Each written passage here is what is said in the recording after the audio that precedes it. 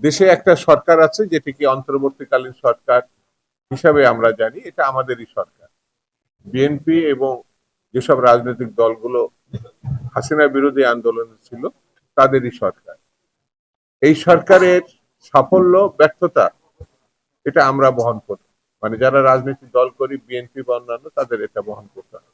মানুষের প্রত্যাশা ছিল জিনিসপত্রের দাম কমবে, আইন শৃঙ্খলা পরিস্থিতি ভালো হবে, বা স্বস্তির সঙ্গে বসবাস করা যাবে।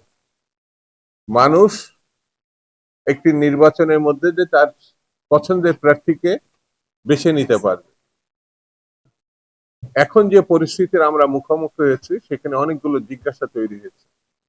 যে জিজ্ঞাসাগুলো হচ্ছে, একটা পন্থী যারা নির্বাচন প্রত্যাশা করছে তাদেরকে এক ধরনের গণতন্ত্রের শত্রু হিসাবে আখ্যায়িত করার চেষ্টা করা হচ্ছে।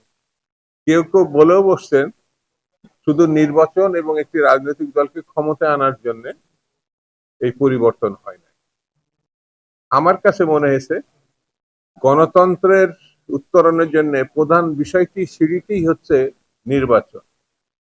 শেখ হাসিনা নির্বাচনে শুধু বিরোধিতা করে নাই, নির্বাচনের নামে তামাশা করছে।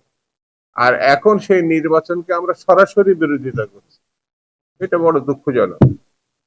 এই জায়গা থেকে আমাদের সরতে হবে। এই কারণে নির্বাচন ছাড়া গণতন্ত্র, স্বাধীনতা, মানুষের অধিকার প্রতিষ্ঠার আর কোনো বিকল্প পথ নাই।